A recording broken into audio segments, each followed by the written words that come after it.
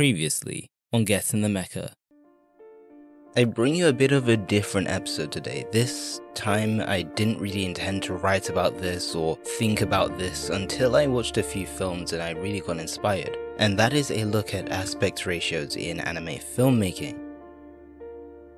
I think that there are infinite possibilities with aspect ratios, and that's something to be considered, because it's very important to note that every choice in a film, including the aspect ratio, and anime is no exception to this principle. I'm Jamal, and you're listening to Get In The Mecha, your weekly anime and manga analysis podcast.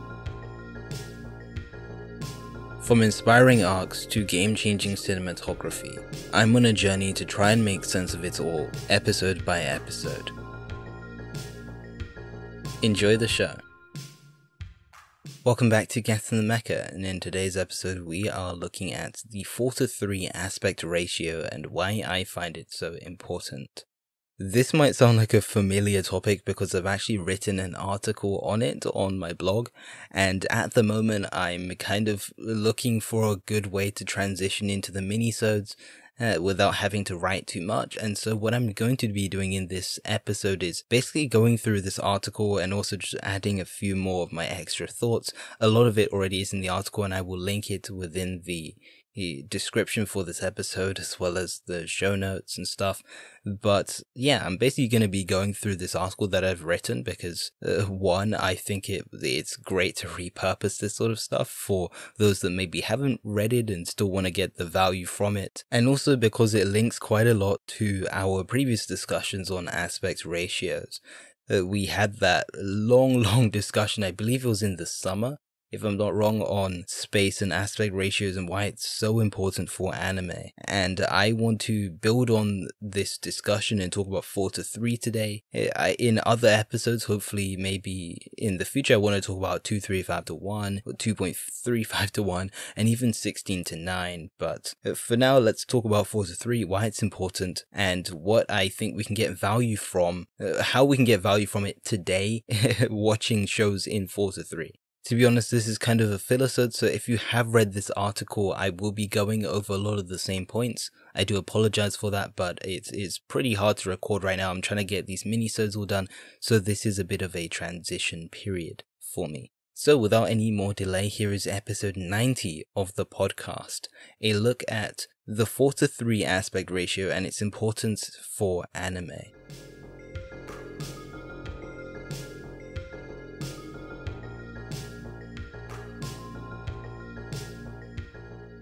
As always, I like to make you aware of spoilers in case there are any, and in this episode, there should be very minimal to almost no spoilers.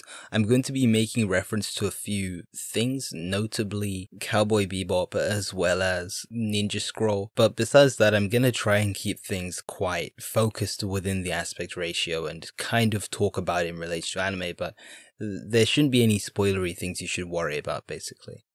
As you already know, aspect ratios as well as stuff like lenses are things that I think about constantly. I like to, even though whether it's good is another question, I'm not trying to humble brag here, but I just mean that these are things that I'm really into. I like to try and think about anime really hard, as you already know, on this podcast. And aspect ratios I thought were an aspect which we don't really discuss enough in relation to anime. We do in film, kind of, but I realized that there was kind of a gap in that discourse, and that's why I thought that the aspect ratios episode would be really good to try and reinvigorate the discourse if there was any around it. In that last podcast, we spoke quite a lot about 2:35:1 and 16:9. We did touch on 4:3, but I feel like the analysis on that was limited. And the reason for that, and I think why 4:3 discourse in regards to anime is quite limited, is because it is something of the past. We assume that we've moved on from it, and it's something that doesn't really need to be analyzed today because it's quote-unquote outdated, and we're done with it. We've moved on to 16:9 and 21:9 or 2:35:1 and just other things that aren't 4:3. And even though that in itself is partially false, I also disagree with the fact that the value there has been lost from it completely, because with how we consume anime today and on the screens which we consume it, it's a very different story with Forza 3, and it's in fact gained some value and a different sense of value as a result. I think the beauty, if anything, has opened up as a result of it not being the normative thing to go to, or the almost default thing. By default, we don't animate on Forza 3 anymore. In terms of key animation, that's not done on Forza 3 sizes most of the time. I say most in quite strong words. So how exactly do we start analyzing 4:3 as an aspect ratio in anime and kind of just as an aspect ratio in film? And I would start by looking at its spatial limitations. We only manage to understand those spatial limitations and those perceived limitations because of the screens we use now. Because we view 4:3 on 16:9, we can see these black bars as evident. Well, they become evident as a result of the screens we use now. And I think that's where the analysis begins from. I say perceived limitations because we never really knew them as limitations prior. It gets a bit historical, because obviously if you were watching something that was natively using 4:3 and it was quote unquote cropped, although then it wasn't cropped particularly, you wouldn't view it as a limitation, as it is normative. Whereas today, when you're watching something in a massive HD TV and you're watching Cowboy Bebop, for example, which we will talk about, you're going to see those black bars there, and now we view it as a limitation because it's enclosed within something which potentially today could be bigger. I would say that they create a sense of confinement when you're watching an anime. And this is a good thing. Confinement, in my personal opinion, isn't negative. And I'm also very hard on the belief that you shouldn't particularly view something as limited because it has the potential to be more, or at least it being limited isn't a bad thing because it could potentially be more. And that's why I'm against stuff like when you see these really radical 16:9 crops, stretches of 4:3 in order to fit it into 16:9. I think that ruins the beauty of it, that ruins the limitation and space that it has to work with and how it looks today. And yes, that was a reference to some of the One Piece DVDs and stuff that seem to be coming out. So how exactly does this change and alter our viewing experience? I did talk about spatial limitation, but how does this really play out? And that's what we're going to dive into right now. If you've watched Yoshiaki Kawajiri's Ninja Scroll from 1993, you know that this film is pretty good in terms of action. It's probably the most, I don't know if I should allocate the term classic to it, but it is as ninja-y as it gets. I know most people, when they think of ninjas and anime, they think of Naruto, but at least from the stuff in the 90s, or the very, so the stuff in the 90s, Ninja Scroll is your place, alongside stuff like the Hakenden, but Ninja Scroll is it for you. And this film, I think, uses 4:3 in a way that I just admire so much. And kind of just ninja, samurai-y type films and stuff from the 90s do a really good job of this too. Usually with these overhead shots and stuff that were very characteristic of the time. Generally, this film is stunning visually. It's probably one of my favorite films from the 90s, or just a highlight anime from the 90s, because of how cool and, I don't call it corny, but at least it's very 90s anime. It's very ninja-y. It's very anime as a whole. I know it makes no sense, but that's really the only way I can explain it.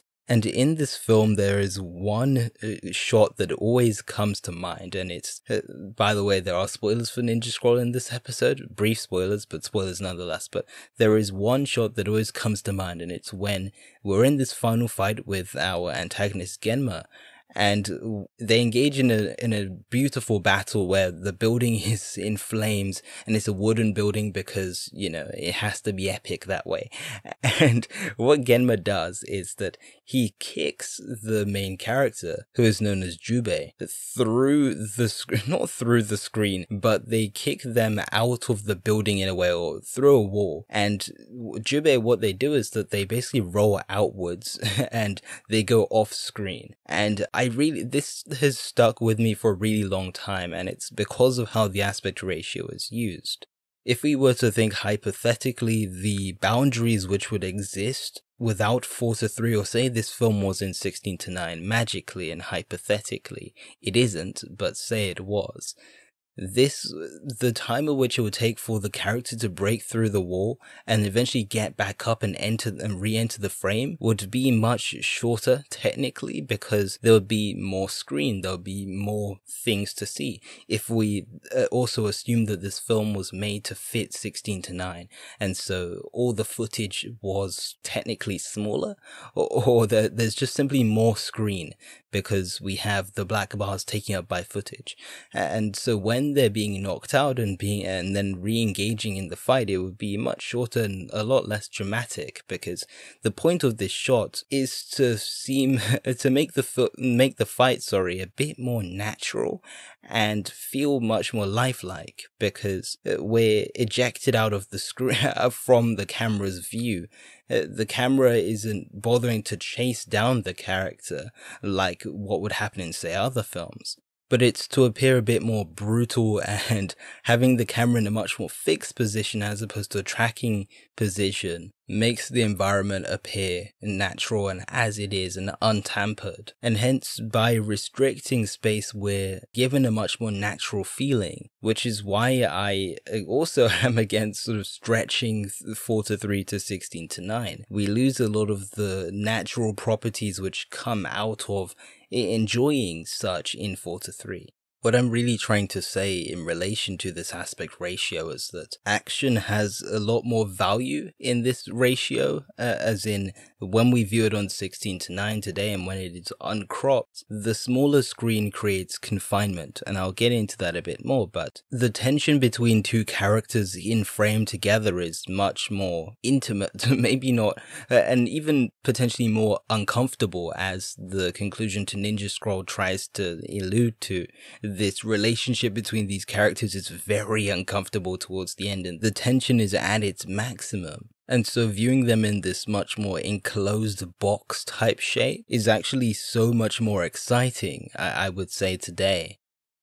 I'll transition to an anime which I'm sure more of you are familiar with, which is Cowboy Bebop. I'm sure almost all of us are aware of that, listening to this podcast. And Bebop is a special anime. This is one which is respected by so many people. It's the anime for some people, it's what some people got into anime with, it's what some people consider one of the greatest anime of its time. I might disagree with that statement a bit, but it's a very important anime. It's not just for anime as a meta. It's a great piece of animation, don't get me wrong, but also just for getting anime to the West. And this is a big piece, but why is it so successful in terms of its action and such? And I would dedicate part of that to the 4:3 aspect ratio and viewing it uncropped. I would say, just like Ninja Scroll, there's a sense of tension which comes out of uncropped 4:3 upon 16:9. Characters end up being much closer together, and in something like the 10th episode of this show, where we have a whole boat chase scene, that's what I just love about Bebop. We have a POV boat chase in some parts, and this just feels much tighter, and we eventually enter a tunnel, or not even a tunnel, but it's kind of like an alleyway for boats. I don't really know how to explain it, but an alleyway for boats.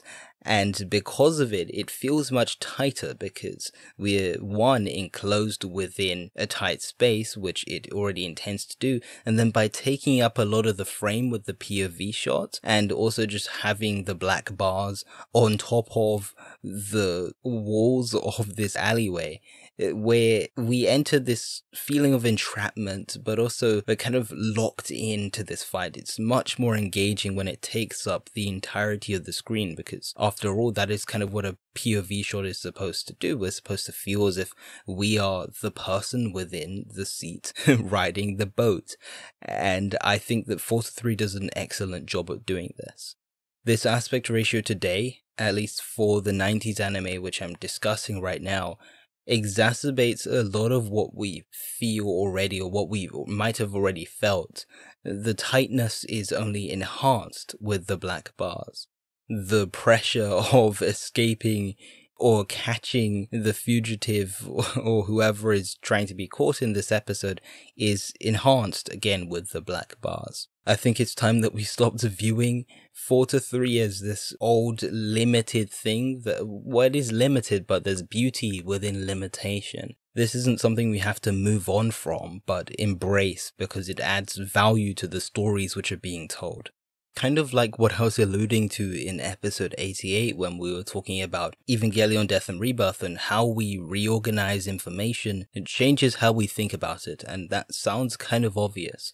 But 4:3 in a similar way changes how we think about the thing that's taking place within it. I more mean that within the modern context, because back then that wouldn't really be the case. You sat down and watched it on your 4:3 quote-unquote sized television and that was it. But today it can alter how we view it because we have the black bars to influence what we view as framing and all these other techniques. Or a better way to phrase it would be it changes and enhances those much better. How little or how much space is taken up by something within the frame becomes a lot more obvious because we're forced to deal with it much more when we're watching.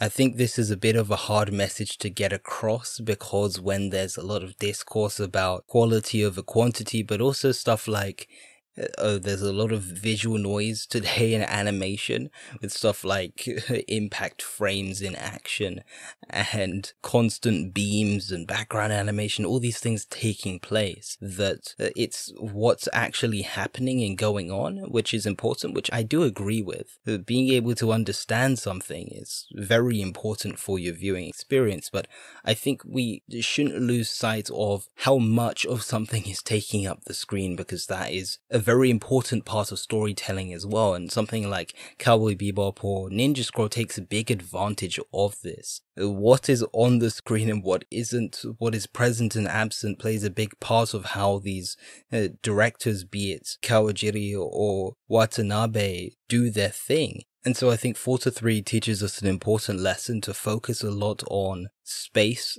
and how space is managed within film, because that is a very important part of how we understand it. And I think, as I said before, that 4:3 gives us an avenue to start analyzing this much better. The final anime that I want to talk about, that it is an anime, but it's not a TV series, it's not a movie, it's in fact a music video. And this is Just Call It Love by Mafu Mafu. And I want to talk about why this is really cool, because this is a music video that was made in the past year, or maybe two. I don't remember the date, but I spoke about it last Christmas actually, so yeah, it's been out for just about a year now.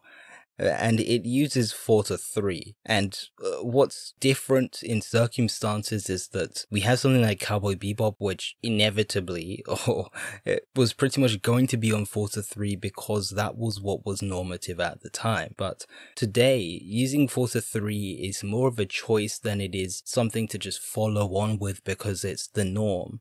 And hence we have filmmakers and animators and such that choose this ratio for very selective purposes to convey very specific things.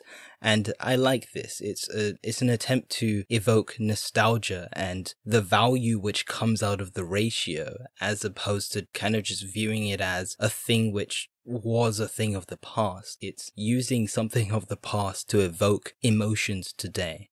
And so this video, just to give you a brief explainer, I did talk about it way back at Christmas when we did our year-in Sakuga episode. But this one covers these two girls that go to school together and they kind of form a relationship with each other, and then they seem to have a bit of trouble, and then they eventually unite and kind of learn from it. It's kind of metaphorical, so I can't really explain it very well, but that's the very basic premise of it.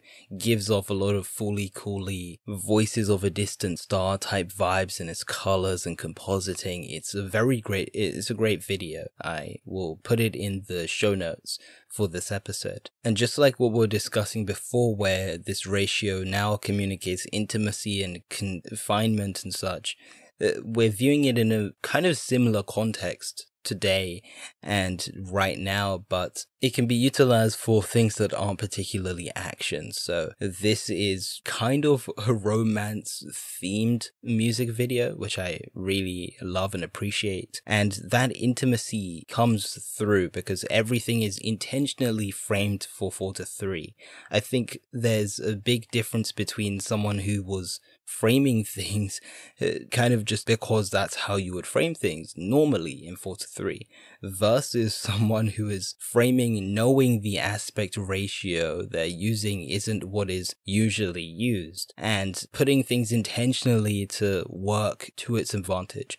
And this is what the director of this video does super well. I think it's fair to say that this aspect ratio has gained significance over time, and that's why I named the article which this podcast is based on the aspect ratio that is gaining significance over time, because it's self-explanatory. It is. Now, or at least moving into the 2000s and stuff, we associated 4:3 with the nostalgia of the 90s and 80s and prior. And I wonder how we'll start to view 4:3 in the future, because we previously we thought of nostalgic anime and stuff, but in say 10 years, will we be associating it still with nostalgia, or will it just be an intentional device that we associate with just making cool films with? And that's something I'll be watching out for that in the future.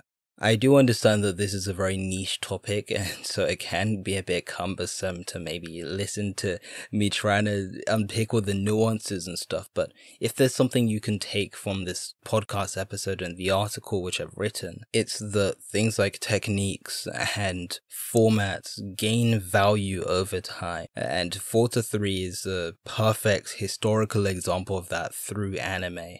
It went from something that we used to using for effect, and it now has effects today. Even when we think about the other analyses that I've done, like lenses and stuff, over time, as things are pushed and as we develop as the creatives within the anime industry develop as people and as creatives ultimately, they give and allocate new meanings to things, and 4:3 is a perfect example of this.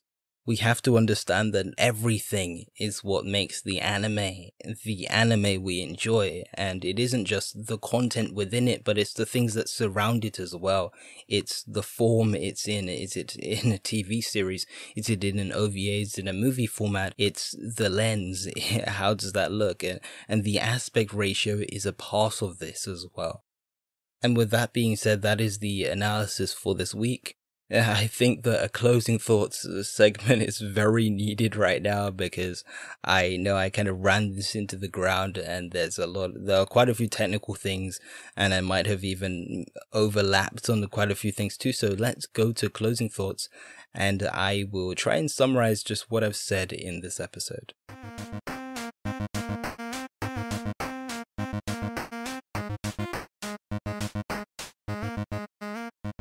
In short, 4:3, in my opinion, is very valuable, as you could probably tell listening to this entire episode, where I went on for multiple minutes talking about this aspect ratio. And yes, it's very valuable because it is something that is gaining meaning over time and influences how we view anime as a result. The 4:3 aspect ratio opens up a lot of conversation and analysis for how we view space within anime. When I looked at stuff like Cowboy Bebop and Ninja Scroll, a lot of their value to me comes out of the intimacy between the characters or antagonisms taking place. And by having them in these very confined spaces, but also within what is now and looks like a much more confined screen, the story overall gains an extra sense of value, as if the characters are trapped together and are in much close quarters, and their fights and antagonisms feel much more tense overall. 4:3 for anime has also become a tool for communicating nostalgia and the things we previously associated with it, but that's something that can only really be done now, as we've realized and can look back on the value that it now has. These black bars are, yes, black bars, and it is just an aspect ratio, but aspect ratios have meaning, and they inherent meaning, and we have to start respecting this meaning a lot more, because this aspect ratio and aspect ratios as a whole influence how we understand anime.